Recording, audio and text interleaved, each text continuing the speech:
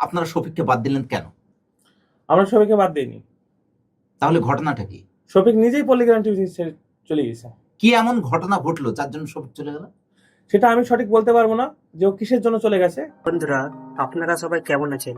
আশা করি অনেক ভালো আছেন এবং আপনাদের দোয়ায় আমিও অনেক ভালো আছি।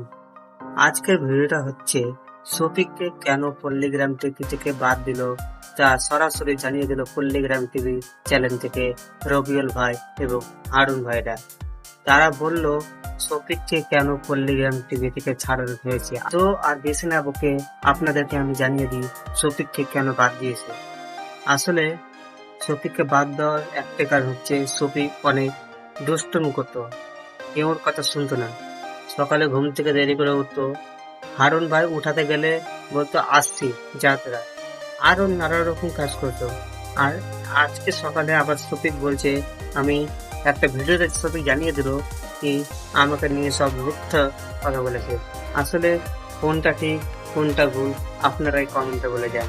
শফিক ঠিক বলেছে নাকি পল্লিগ্রাম টিভি চ্যানেল থেকে যেটা বলেছে তারা ঠিক বলেছে? আপনারা যদি জেনে থাকেন তাহলে কমেন্ট করে বলে যান। কারণ বলছে শফিককে আমি নিজের ভাইয়ের মতন দেখতাম, কিন্তু শফিক আস্তে আস্তে দুষ্টুমি করতে করতে এতটা বেড়ে গেছিল যে আমরা শফিককে পল্লিগ্রাম টিভি থেকে বাদ দিতে বাধ্য হয়েছি। যাই হোক, আপনারা বুঝতেই পারলেন কিসের জন্য শফিককে বাদ দেওয়া হয়েছে। তাছাড়া আরো অনেক কথা বলেছে, আপনাদেরকে অত কথা শোনানো যাবে না, তাই আপনারা বুঝে গিয়েছেন শফিককে কেন ছেড়ে দিয়েছে। এবং শফিক তার পাশাপাশি অনেক মেয়েকে নিয়ে হোটেলে নিয়ে যেত, ভিডিও টাইম থাকতো, বলতো ভিডিও করতে আয়, কিন্তু শফিক ফোন ধরে বলতো আমি হোটেলে আছি বান্ধবীর সঙ্গে। তাই জন্য পল্লিগ্রাম টিভির মালিক রবিউল ভাই বলতো কি এগুলো এখন বয়স নেই, এখন এগুলো করিস না, ভিডিওতে মধ্যে ক্যারিয়ারের মধ্যে। কিন্তু শফিক কি আমার কথা শুনতো না। তাই রবিউল ভাই ভাবছে কি একজনের জন্য আমার পুরো চ্যানেলটা শেষ হয়ে যাবে, মান সম্মান শেষ হয়ে যাবে। তাই জন্য রবিউল ভাই শফিককে বোঝানোর অনেক চেষ্টা করেছে, শফিক বুঝতে চায়নি। তাই জন্য রবিউল ভাই শফিককে পল্লিগ্রাম টিভি থেকে বাদ দিতে বাধ্য হয়েছে। আর শফিক বলছে আমার তো এখন সবে 16 বছর, তাহলে আমি রুম ভাড়া কিভাবে পাবো?